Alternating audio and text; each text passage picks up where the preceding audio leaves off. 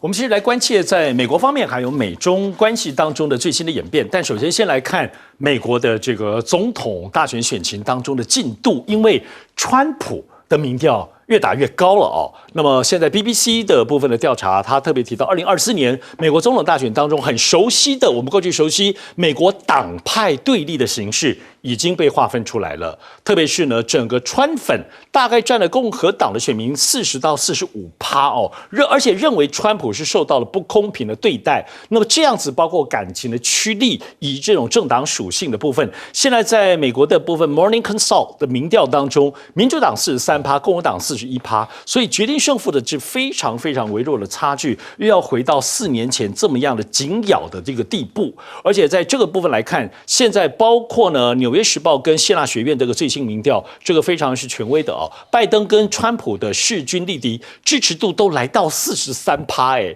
是基本上是完全那么一样的。但是拜登的在好感的部分来讲是略占优势一点点。不过呢，现在拜登确实稍微有点麻烦了，最主要还是他儿子的这个部分，是因为他先前儿子杭特的合伙人现在出来，阿切尔终于正式的指控哦，他提到拜登在担任副总统的时候，曾经参与20多次他的儿子杭特海外商务电话亲自在场哈。现在这个有关于政商关系当中的这个界限，很有可能还是会受到很多的批评，包括现在选战越来越激烈了，跟川普的紧咬状况，所以他说这个部分可以都受。那么他父亲也都受拜登的假象是杭特做生意的状况，那么这里头还包括从中国到罗马尼亚的部分，那么获利数百万元之多，是合伙人的指控。当然现在来看整个中美之间的关系，尤其在美国经济的部分，那么我们在昨天的节目当中也提到了，那么整个去美化的这个浪潮，目前全球有121个国家在抛售美债啊。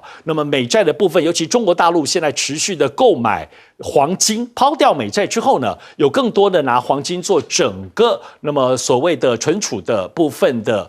整个国家存储的部分的最主要的资产哦。那么来看，同时在国际信评当中，惠誉跟标普一样是非常重要的信评指标，现在下调美债的评级到 AA 加哦。那么整体来说，还是认为美国的财政跟治理的品质是恶化的。那么对于美国财政部长的部分的状况，那么他提到他不认同惠誉的决定哦，认为这是一个信评机构非常武断，而且引用过时的数据。当然，在此同时也看到美国方面国内的部分第5间的银行又破产了，又爆雷了哦。那么这个是美国心脏地带的3州银行，因为资不抵债，那么被勒令关闭了，是今年第5家的部分倒闭的银行。现在盖洛普民调当中呢，有60%的访问者表示对美军有信心，达到20多年的新低。所以现在美国总体来说，无论从经济包括到整体的包括军事当中，其实感觉起来还是有点晃动。那么昨天也提到了，现在接下来下个月，那中国大陆临时宣布了，包括管制无人机的出口，特别是大疆。那么大疆当然现在影响他的生意很大跟收入，立刻说积极配合，而且宣称说从来没有设计制造过军事的设备啊，大疆是这么讲。那么中国大陆9月1号起就对性能较高无人机进行管制了，这个管制当中包括军事，可能包括警用甚至商用的，都有可能在这个清单当中。所以这个部分是配合中国大陆的一个部分的抵制做法。那么在此同时，先前也宣布中国对于稀土方面的这个所谓的管制，哇，现在引发了国际当中的动荡、囤货潮哈，包括先前的包括加耕者现在加了报价。飙升了27%，现在日本方面很痛苦啊，日本要进口中国大陆的稀土才能够制造成进一步的部分的这个原物料，所以呢，他这个进口商特别提到说，哇，稀土价是他们赖以为生的这个材料，现在这样的管制是使得世界的供应链大乱。世界的供应链大乱是不是直接影响在包括半导体的材料？刚刚讲包括包括者等等在内，是现在日本非常产业担忧的问题。包括日本的官房长官也出来表达说要强烈的关注。先请教郑元兄。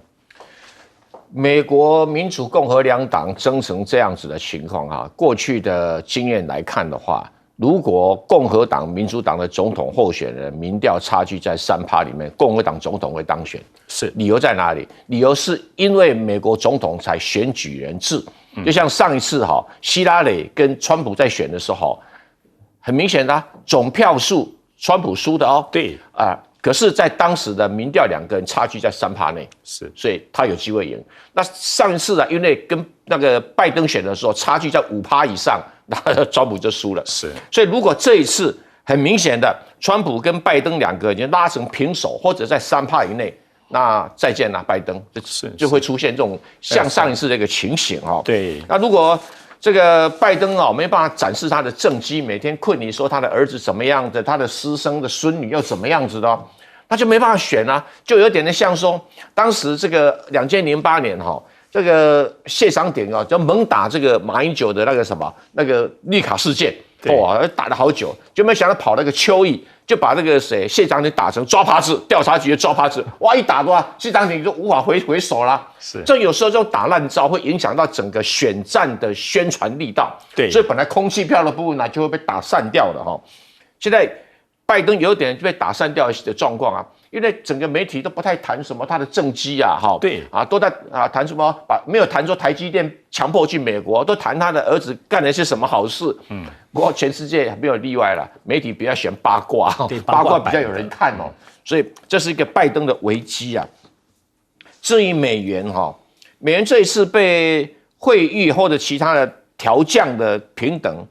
耶伦作为一个财政部长，当然很没面子，因为他举债是他然后他要卖公债也是他，那这个时候他会被人家说，你的公债是比较差的公债，我老天爷，他就卖价格越来越低，然后他付的利息就要越来越高。对，可是会议是这样做已经是拖很久了。是啊，照道理，任何一个国家它的负债超过120%。就要降平等了，美国现在是130，拖到现在才降，所以我就觉得会议已经是人到不得不为了他机构的公信，你才把它调降的，调降下来，当然对不起啊，大家会拼命会卖公债或者减少买公债的一个状况。中国大陆抛公债已经是排在人家后面，在日本卖的搞不好还比中国大陆还多啊，没错。所以中国大陆这个好像有点比较亲美啊，比这个日本还亲美啊，这实在是不是个好现象哦。至于这个美国银行破产，我倒是觉得不是系统性的，因为第一个这家银行非常的小，总资产才1亿多美金而已。第二个，它的联邦存款保险公司要补贴的才5000多万美金，很少，所以很小，跟那个其他的没什么关系。可是美国对于拜登政府的经济上的信心真的是很脆弱，也很薄弱，这是拜登要想办法去解决的。那中国限制稀土开始有反应了，对，那有反应的话很好，就最先反应的是日本人，更好，因为日本是中间的加工的嘛，那日本的中间的加工的精炼商如果觉得有问题的话，下游很快就会有感觉啦，下游是谁？就是美国啊，所以从中国的原料到日本的加工到美国的这个最后产品的话，这个应该会在今年年底就发挥效果。那至于无人机的部分这个赖教授更专业了。是赖教授，我个人觉得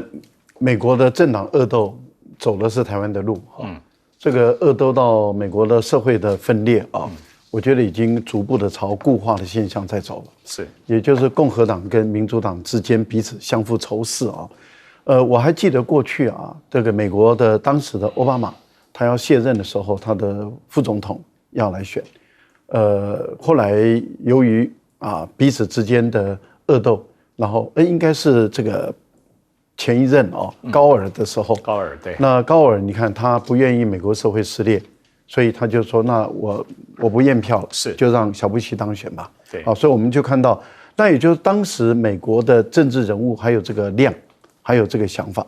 但是现在的美国的政治人物已经没有了，彼此之间的恶斗，宁可让整个社会撕裂，让整个国家分裂，他们也要为自己的这个政治的野心利益来捍卫。那媒体也选边站了，没错那由于媒体选边站，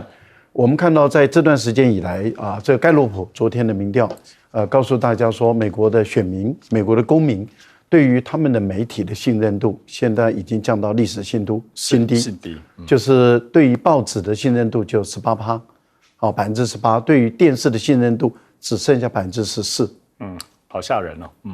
几乎完全不相信他们的媒体。对，那原因在哪里？第一个，选边站；第二个，对乌克兰的报道失实；第三个，我觉得不断的丑化中国大陆的情形下，大家后来越来越发现，好像跟你讲的不太一样。没错。那我觉得整个媒体把自己作践了，然后司法也把自己作践了，然后军队的信任度由于他们的这种从阿富汗的这样子一个撤退，然后也开始历史上的新低。那以美国这样子来看的话，如果美国的人民对于他们的政治制度不信任，是投票率会下降。那按照这样的一个推算，如果明年或者后年的投票率一旦下降，民主党落选的几率越来越高。如果按照郑元兄所估计的，如果两个人是50对50，差别3%到甚至到5%，只要投票率一下降，那这个拜登即使赢了5%，还是会输。是已经不再是3%了，因为不投票的人，民主党会多，而川普的粉他投票率会高，就跟台湾一样。深绿的那些狂热者，他会去投票。对，国民党的那些理性的，到时候不去投票，最后造成的就是绿营当选。那在美国，我觉得到最后就是川普当选。另外，有关于这个无人机的问题我觉得无人机它的效果，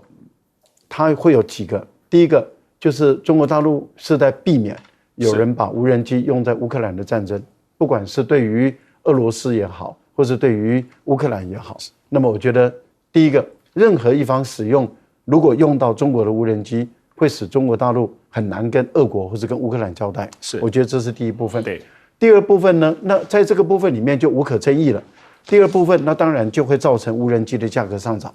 还有，那因为它含零料件都是被管制的。对。那这样的情形下，您想想看，美国的农业，美国的边界，美国的森林，美国的 Amazon 的送货，有多少都使用到中国的无人机？没有错。那在这个部分里面，连零料件你都没办法补足，都要仰赖中国的脸色的话，我觉得这是中国大陆反制裁的又是另外一招。是。日本完全没有资格说话日本因为他在7月份上个月已经对中国大陆23种半导体的原料已经开始制裁了，没错，限制了。那所以日本人没有资格说一句话。是。韩冰，我觉得其实早就我们就看出来，这个就是川普只要官司缠得越多，他民调就越高。没错，这从去年开始就出现这样的现象。因为本来去年一度他的支持度是大幅往下掉了，结果就是因为官司找上他之后，他整个民调就起来。那如果接下来，因为他们还有好几个案子要对付他，那川普也已经宣誓了，他就算被判刑了，或是有什么案子起诉他，他管他就是要选到底。对，所以我觉得未来如果有这个趋势的话，会让这一些美国的大选会变得更加激情。那如果这样比较起来的话，我觉得现在拜登看起来就是越来越呈现一个危险的状态，因为同样是官司发生在拜登儿子是帮他减分的，发生在川普身上至少在选举这一方是帮他加分的，所以我觉得这也是拜登自己造成的结果，你也怪不了别人，谁叫你要宠你儿子，让你儿子打着你的名号在外面招摇撞骗，那所以到最后就自尝苦果。可是美国自己的问题，说真的，我觉得现在蛮难解决的，是因为你指责或者是希望中国大陆去买美债，或是一直在讲说不要抛售美债怎么样，结果你自己的所有的盟友都不支持你，英国、日本全部都在抛，是那还有什么好讲？表示你的盟友对你的信任度都降低，那现在惠誉也降低你的平等。那刚蔡委员讲过了，本来早就应该要降低，他已经撑了很久，已经给足你面子，是你给大家的前景太糟糕了，人家才不得不把你降平了。是，所以我觉得对美国现在来讲，它经济大家对它信心开始下降，然后军事力量开始下降，所有的几乎美国各方面的指标都开始呈现一个下降的趋势。那拜登这样子，如果你这个时候是美国领导人，请问一下，你到底要怎么连任？我觉得这个对他来讲产生一个非常大的一个挑战。那更何况他现在好像只有一招，我觉得他现在每一次遇到事情的时候，就只有打抗中保美这一招。是，那请问一下，这一招能够万用到如此的灵通吗？因为不要忘记，共和党跟你一样也在抗中保美。是，所以双方在这个地方是无分轩轾。我觉得拜登恐怕占不了什么便宜啊。那至于中国大陆管制他这个无人机，那我就觉得大疆这个宣称很有趣啊。他说我们的无人机从来没有用在军事用途。那我必须讲，他在设计制造的时候当然没有用在军事用途，可是无人机是一个超好改装的东西。对，实际上乌克兰战争的时候，有很多无人机来自哪里？你知道？来自台湾。台湾的被拿去到他们把它改装一下就变军事用途，所以基本上所有的无人机几乎都可以做某一部分的军事用途，只是看你怎么运用而已。是，确实是。我们继续来看，是在美国方面的，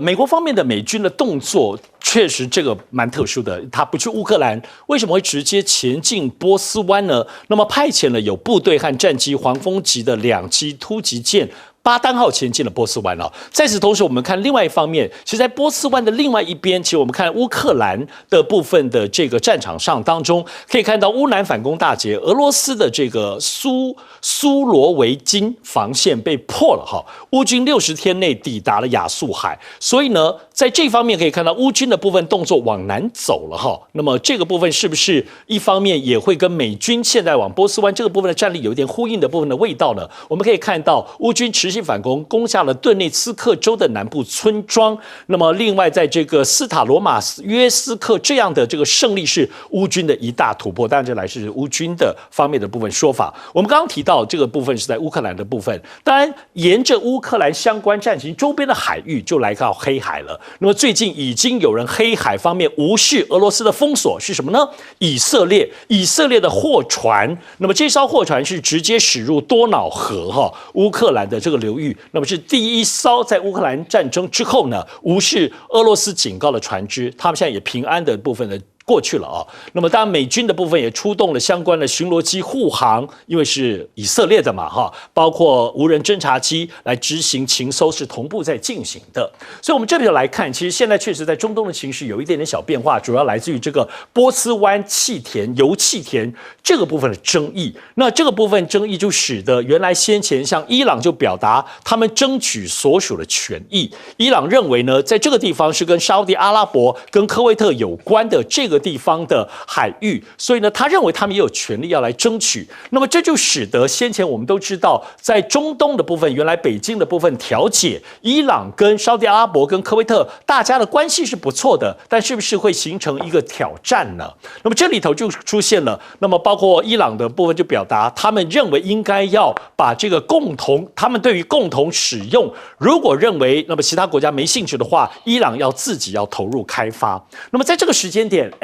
中国大陆没有办法外交的部分介入哦，不是一个纯政治的问题。美国跑出来了，美国方面有意撮合以色列跟沙特阿拉伯。那么这个部分究竟是这个部分的政治力量有没有可能趁着这一次的这个油气田的缝隙跟油气田当中的一些举舞之间，那么美国的势力又重新回来，他说他要来修补各方面之间的，包括沙特跟阿拉伯之间的关系，看起来伊朗是被排除在外的啊。当然，中国大陆的部分我们持续的关切，因为有关于中国的这个火箭军的当中是不是人事的调动，还是有泄密案、贪渎案，各式各样的说法，包括现在是不是秦刚的下台也跟火箭军案有关系呢？那么现在有这样子的说法，当然我们都知道，在火箭军方面，主要的李玉超跟他的副手刘光斌，另外还有包括像张振中，那么也都在调查，或者是现在不知道他们的下落。这里头先前有传出，那么火箭军的副司令吴国华6月初上吊轻生啊，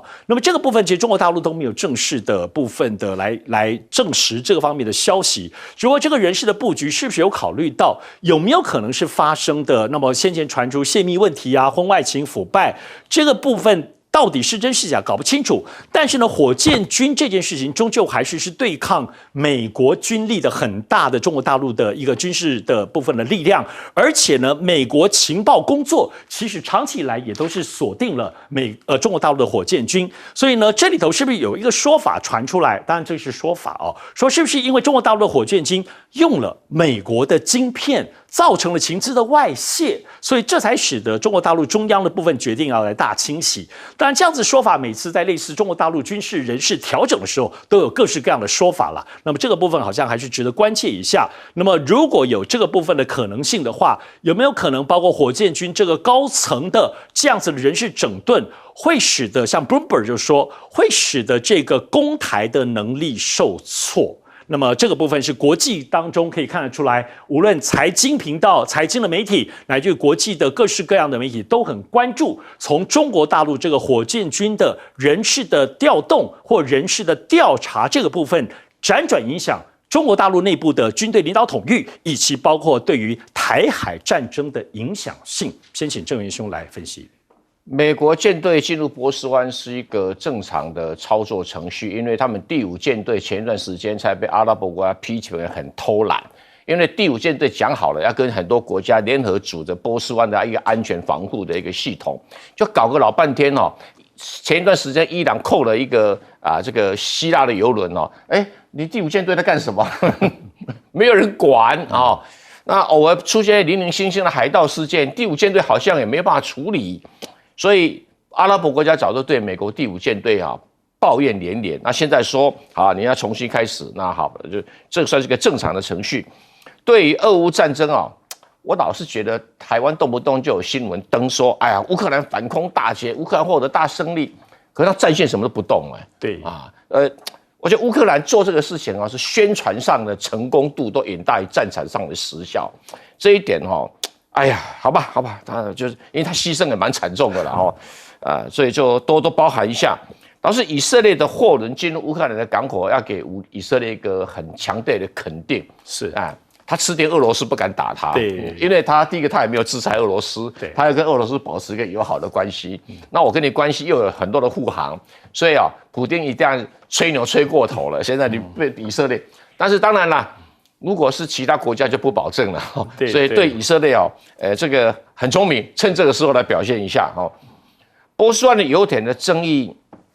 哎呀，其实不用吵了伊朗你有本事你就自己弄那个挖油平台自己开，因为很麻烦的，波斯湾很窄嘛，他们底下的油气就是几乎就是伊朗也可以开采，然后这些阿联酋也好，沙利阿拉伯开采，那你有本事你自己投资嘛，那你应该说别人开采你要去分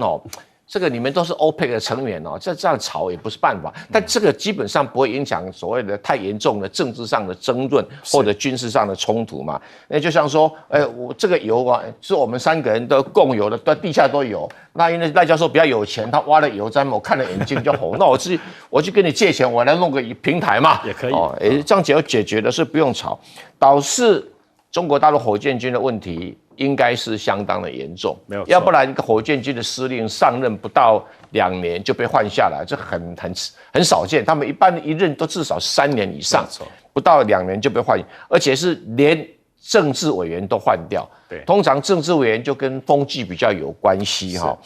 那这个一换掉，那至于什么的内容现在不必去听外面讲这些是什么原因，这个原因都是纯属猜测啦猜测，纯属猜测，但一定是有状况。那彭博说，整数火箭军就会使得攻台能力受挫，我觉得不会，只会使得说对抗美军的能力受挫，但攻台能力大概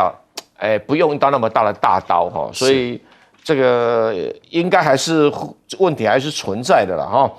至于山东舰穿越台海挂弹不必紧张，因为山东舰如果真的在台湾海峡上，它也派不上用场，为什么？舰体太大，台湾海峡海域太小，而且太浅。台湾海峡平均深度只有50公尺，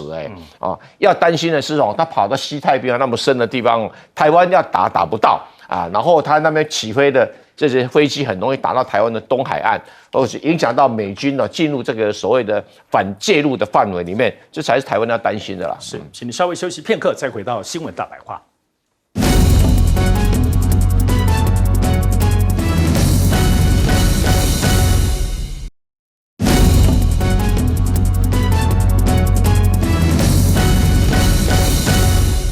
欢迎继续回到新闻大白话，请教赖教授，现在真的连 Bloomberg 竟然财经杂志都关切火箭军方面的消息。我觉得整个火箭军的作战能力，我觉得影响不大了为什么呢？因为你看他们已经没有多久前才宣布，应该是前几天，对，他们会在南海10万平方公里的地方举行实弹的一个射击。那为什么要这么早公布？其实就是让美国的情报船到这个地方来。而为什么会10万平方公里这个地方来举行实弹的射击？其实这个代表说，它可以对于这个南海也好，或者台湾海峡，那么或者是北部、中部、南部都进行封锁这样的一种作战能力。因为在南海做射击的时候，它同时在浙江沿海也要进行比较小范围的一个射击。而这个射击如果以我们上次的观察来看的话，应该是中程的超高音速导弹。那美国上一次在观察的时候，那么证实了中国大陆对于移动船舰的打击的精准度是很高的，是，所以美国才很清楚的知道说，它的航母战斗群根本靠近不了2500公里左右。那如果说这一次的射击是2500公里到3500公里的话，那等于是把美国的航母再推得更远了。没有错。那美国的航母要介入台海的作战，它的几率应该是0了，因为它根本靠不过来。没错。换了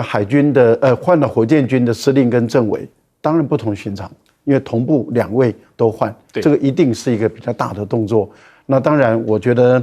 等到未来的讯息更多了以后，我们就会知道整个真面貌到底是怎么一回事。其他的都是揣测，尤其是采用异议人士的揣测是最不可靠。没错，因为这些人当初跑到海外去的时候，就已经有各种各样的理由啊。那么本身也有很多各种各样的因素，所以我觉得，然后他们本身对中国大陆的了解一定比我们少。是保证比我们少，为什么？因为他们没有任何管道了，所以他们所编出来的话都基本上一开始讲婚外情都讲得好离谱啊，都是随便编啦。对，而且那些异议人士编的话可靠性不高。为什么？因为在大陆的内部人谁敢跟他们联络？谁会跟他们联络？因为看他们都是叛徒嘛。看他们是叛徒的话，谁还会把讯息给他们？所以我觉得他们的了解比我们都还差。我们还可以常到大陆来往，但是他们是绝对不可能的。所以他们的讯息是最不可靠，他们只能够用他们的那些头衔，过去10几20年前的头衔，然后来去过日子。对，他们唯一过日子的方法就是用他们10几20年前，因为欧美的媒体很喜欢用他们的文章，没错，所以他们还能够活下来啊。不过我觉得伊朗跟沙特的关系还是很脆弱，很容易被挑拨。那中国大陆好不容易把伊朗跟沙特拉起来。对于美国人来讲，当然不愿意看到这个情况嘛，是，当然一定会介入挑拨。那么，所以我觉得伊朗跟沙特自己本身要想清楚，容不容易受到挑拨，因为任何矛盾都会被扩大。最后，我觉得以色列是一个聪明的一个国家，是为什么？以色列的船为什么能够进入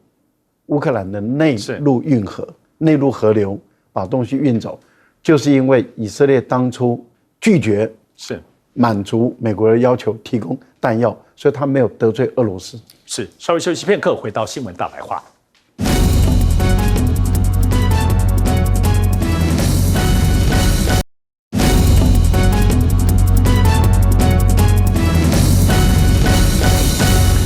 欢迎继续回到新闻大白话。请问海明怎么看现在在中东的这个油田的纷争？其实我早就认为美国早就想介入了，因为他不可能坐视中国大陆的势力在中东一路发展下去，然后他完全没有任何制衡的办法。没错，所以我早就认为美国一定会从中作梗，想尽办法破坏。果然就来了，因为很正常。他现在看到这个争议出来，他当然赶快要来故意搅乱一池春水，把以色列再拉进来，大家来搞一下。这是美国的一贯战略，我觉得美国这样做也是对的，对他自己的利益来讲是对的。他当然要这样做，只是我相信中国也有预料到这一招啊。那现在就看双方怎么折冲。那当然，伊朗跟科威特、沙烏地阿拉伯之间这个油田的问题，因为这个牵涉到领土还有主权的问题，这个其实是有点麻烦的。对，就跟我们在南海啊，或者在钓鱼台这边的这些相关问题一样，这个东西如果硬要去谈出一个结果，恐怕不是那么容易。那当然，大陆有没有办法让双方都各退一步，能够协商，这就看大陆的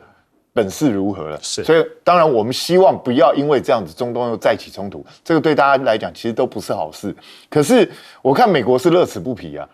他的舰队什么也都跑去，其实你看他舰队跑去干嘛？你知道，其实就是故意在那边声援目的干什么？就是表示说你不要怕，跟他弄，我在后面帮你站着。美国就是在搞这一招，就跟他的舰队一直来台湾海峡，在东海一样的道理嘛。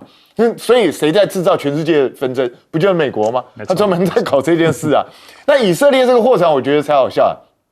你觉得货船那么慢速的东西，它也没有任何逆中设备，然后美国的 P8A 啦，无人机又在旁边跟着。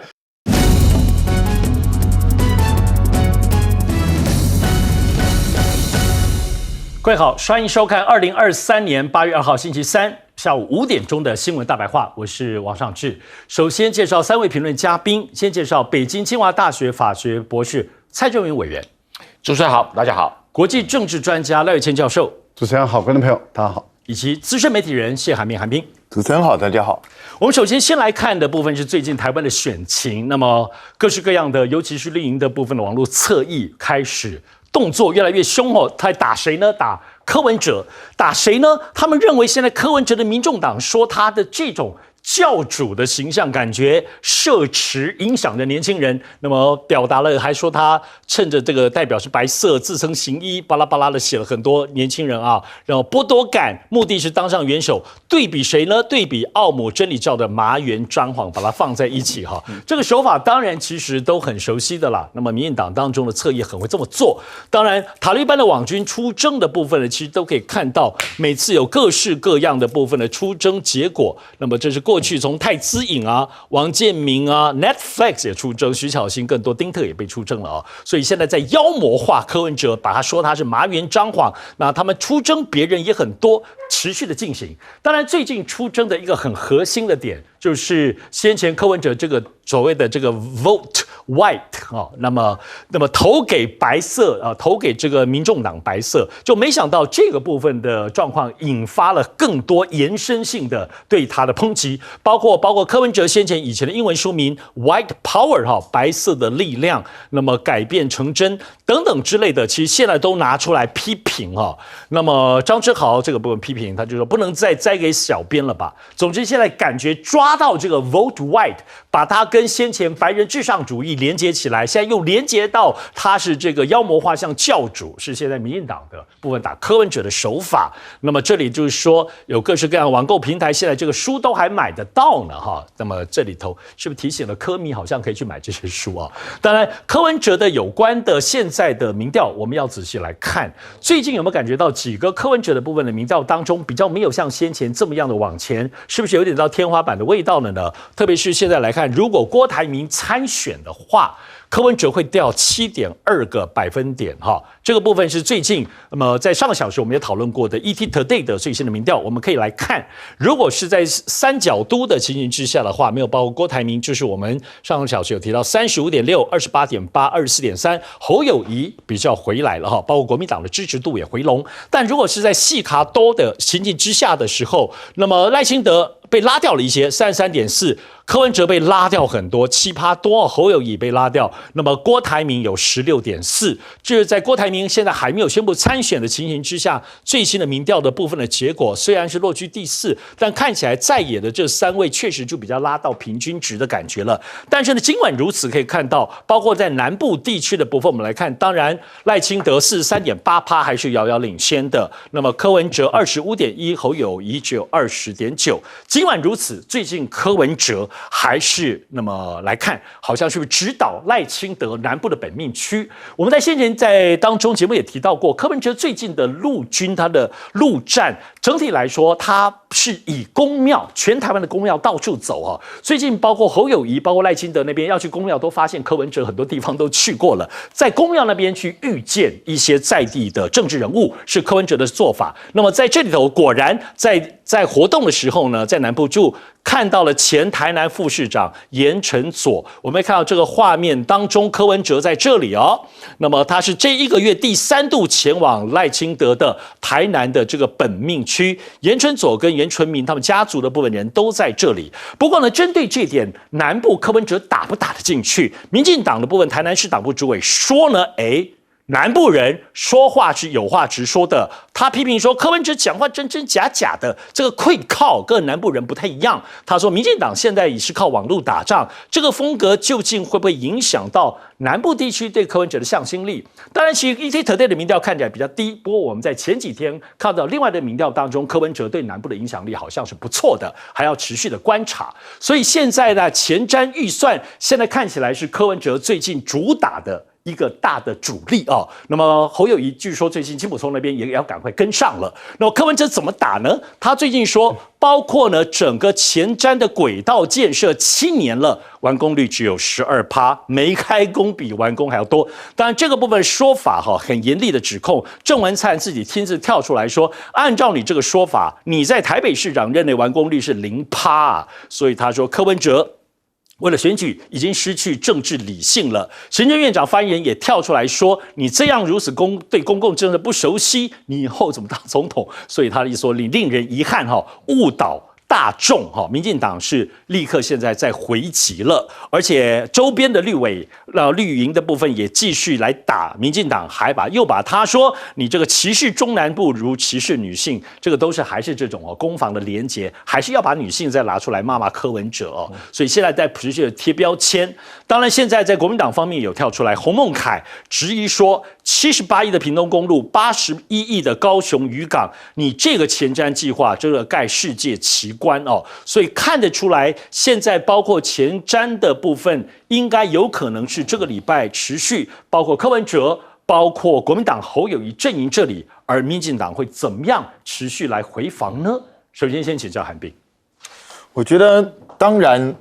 因为最近柯文哲民调呈现一个有点停滞的状态，甚至在某些民调呈现它有点下滑，对，所以民进党当然认为自己是打得有效的。那既然认为打得有效，当然就会继续打。对，这是很正常的选举攻防本来就是这样的。那只是问题是，我就觉得他们怎么会认为说那个包括 White Power 或是包括这个 Vote White， 然后这些东西就可以造成很大的旋风，就可以让大家觉得柯文哲怎么样？你以为台湾很多人很在乎英文吗？我觉得这个想法本身是蛮奇怪。这个大概一时可以造成一个话题啊。你想想看，他这个White Power的书已经出了好几年了。是啊，那都没有引起任何反应，就知道台湾其实真正会注意到这种问题的其实很少，所以我不认为这个东西能够形成什么很强烈的选战效应。那我认为柯文哲现在主要就是因为他主要是靠空战，那空战他发挥得很好，是3个候选人里头发挥最好的。那可是问题是他陆战很差，因为他缺乏组织，所以对他来讲，他现在不断的在尝试一些组织战。所以他开始跑公庙啊这些东西，那你看民调也是很显示出这一点，也就是空战目前看起来空战，郭台铭也很会打空战啊，然后那个柯文哲很会打空战，但他们2个就开始互相有联动效应出现，是，也就郭台铭一出来，柯文哲就马上掉，而且掉很多，那相对赖清德跟侯友宜的影响就会比较小，所以对现阶段的侯友宜来讲，也许郭台铭出来对他也不见得是坏事，是，对啊，因为反而可以帮他拉低。柯文哲对，然后能够让他或许在另外一种情况下，让他自己的民调提升。那当然，我认为任何一种选举靠着别人的分裂，或是靠着别人帮你把某些人拉下来，还是自己的实力坚强最重要。是因为靠别人，你随时人家情况只要一变，你就搞不定了。那至于说柯文哲不断去扫本命区，我就觉得吴子嘉董事长不是讲说他跨过不了浊水溪吗？那我就跨给你看。那至于效果怎么样，这只有去了才知道嘛。对。那严纯佐其实他常常出这种状况，是没事不是退选啊，要不然就是扬言要退党啊，要不然每一次选举都会跟人家闹纠纷，就严纯佐。所以我觉得他会出现也没有什么好太大意外，只是这位民进党的台南市党部主委讲的这个，说南部人就喜欢心直口快这种quick靠，然后像柯文哲这种吞吞吐吐，我觉得这个。印象好像刚好相反呢。没错。一般不是认为柯文哲，不管你认为他讲真话讲假话，至少他是相对比较好像你问什么我就答什么这种样子。反而比较吞吞吐吐的是你们的麦麦，是你们的伟哲，是你们的赖清德，是你们的蔡英文。蔡英文连回答都不回答，记者会多久没开啊？所以那问题他们在南部票一样很高啊。所以我觉得这个主委是出来洗地的。那前瞻。预算这个我认为还会再吵一阵，因为大家都知道当初前瞻是怎么来的，是一个完全没有任何细项规划，随便丢几张 A4 纸就叫大家买单，对，然后就大家开始填，大家乱填，这种乱七八糟的东西，民进党居然把它当成政绩，我真的觉得很丢脸。然后现在出了一大堆状况，执行率又那么低，然后行政院发言人竟然好意思讲说什么他已经解释很多次了，你知道为什么解释很多次还是解释不清？就是因为你们在胡扯了。你们从头到尾在鬼扯啊！你们讲的东西根本就不是事实啊！就是因为你们在瞎掰嘛，因为这整个预算根本就是违反预算的原则，乱编一通的东西嘛，才会造成今天这个东西乱七八糟的状况啊！你弄个渔港，人家要3000万，你给他加到81亿，然后理由是什么？理由是苏贞昌爽，理由是我民进党夺回高雄执政，所以呢，我们可以用力加，给他拼命的不断灌上去。民进党加预算没有什么理由的是，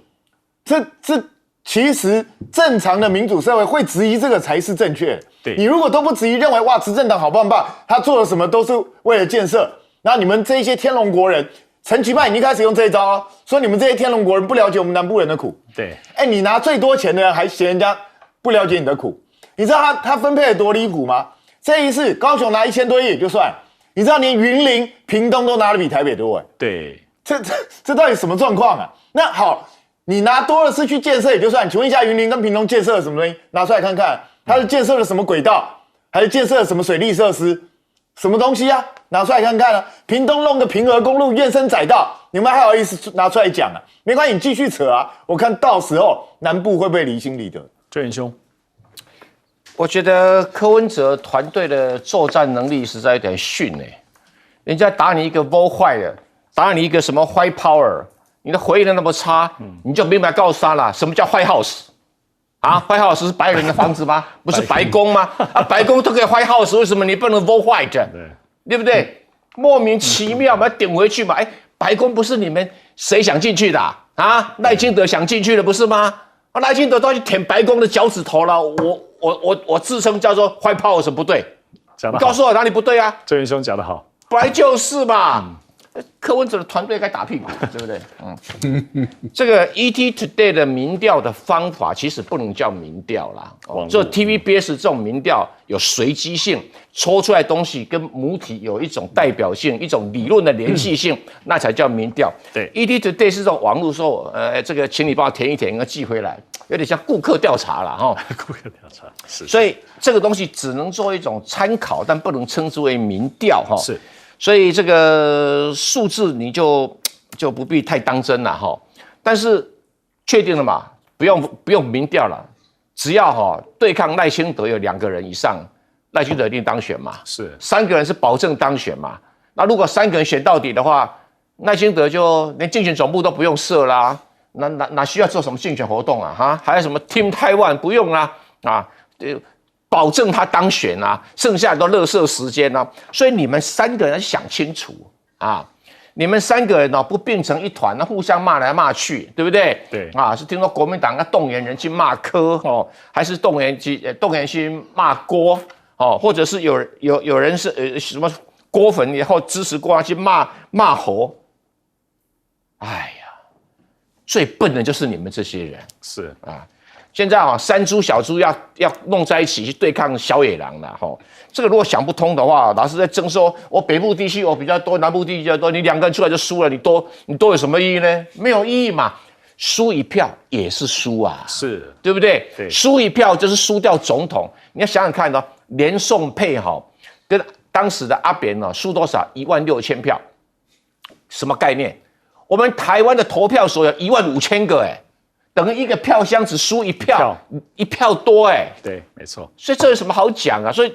我劝3个好好去结成联盟。如果你们不晓得谁正谁负责当行政院长那好啦，学乾隆皇帝，什么乾隆皇帝？金瓶自谦，看谁要当喇嘛嘛，你就抽签嘛，谁是灵童嘛，对不对？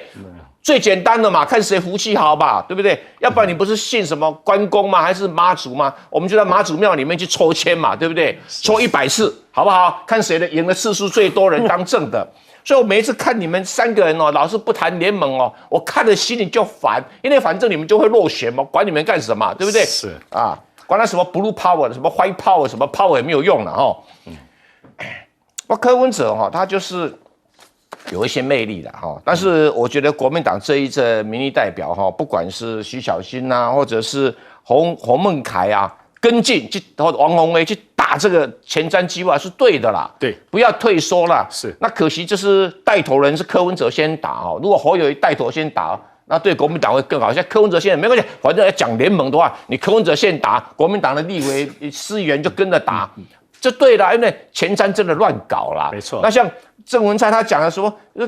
这个柯文哲的算法任内的完工率，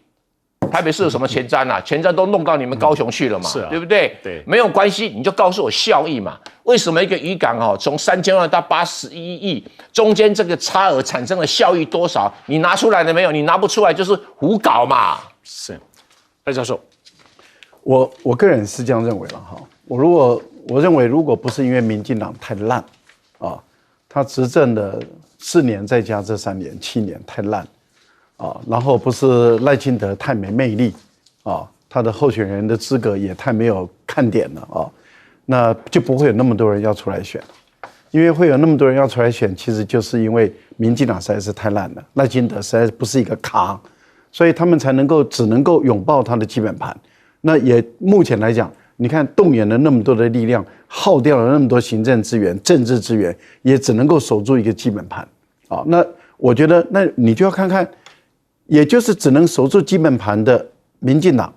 那你现在你其他的人要把他搞倒，要赢了这个选举，我觉得。其他的人好好想一想，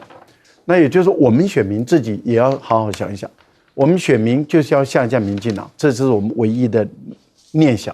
也就是我们唯一的力量，就是要把民进党下架，就是不让他当选。我觉得谁第二名，把票全部都集中给第二名，管他几个人出来选，反正是谁第二名能够把这个赖清德打掉，能够把民进党下架，所有的票到最后全部都投在第二名上就可以了啊，那就后面的人自己去拼，看谁拼第二名嘛，谁拼第二名，票就全部给第二名。我觉得这个就好多了。另外，我觉得民调的问题啊，我还是比较相信这个 TVBS 的民调，是因为在长期以来我们做学术研究的，对，坦白说 T 台的民调是我们最参考的民调之一，很严谨的，因为它是最严谨的。那我们也看到了啊，柯文哲在台南啊、云嘉南南部的地区，他已经直逼到赖清德了。本命区其实赖清德压力很大。是你看到这段时间以来，民进党全力在火攻这个柯文哲，其实就是因为南部地区已经直接逼迫到这个赖清德，你说他当然焦虑嘛。那一旦焦虑的时候，就容易讲错话了。对，所以台南市的这个市党部主委，那当然就讲错话了。为什么说他讲错话？他把他们民进党最不能告人的秘密都讲出来了。他说我们南部人就是直来直往，我们要有这种愧靠。可是问题就在于赖清德就是不是这种愧靠嘛，赖清德就不是一个直来直往的人。是赖清德先是造神，那就是假的嘛，对，因为那不是真的。接着呢，又搞暖男，搞那个漫画，搞那个卡通，那也是暖男，也是造神，那也是假的。是，所以赖清德前一次的选举是假的，现在的选举还是假的。但是南部人的愧靠就是要真，不要假，而赖清德却是最假的。是，我觉得这个你不应该把赖清德的底讲出来。我觉得这个台南市党部的主委啊，民进党的要打屁股。你怎么可以卸赖清德的这个问题呢？我个人是觉得郑文灿要跟大家交代一件事，什么事呢？桃园在你任内8年完成了哪一项前瞻计划？是，郑文灿跳出来讲吧，你任内8年完成了哪一项最有指标性的前瞻计划？我倒认为柯文哲在这段时间他都是主导议题哦，对，他的议题打得都又准又狠哦，对，我觉得这个因为他打得又准又狠，所以才使这个柯文哲的民调支持度一直上升嘛。虽然我们说已经到天花板，但是事实上那是天花板吗？还很难说啦。因为如果再继续攻下去的话，搞不好就突破天花板了。是。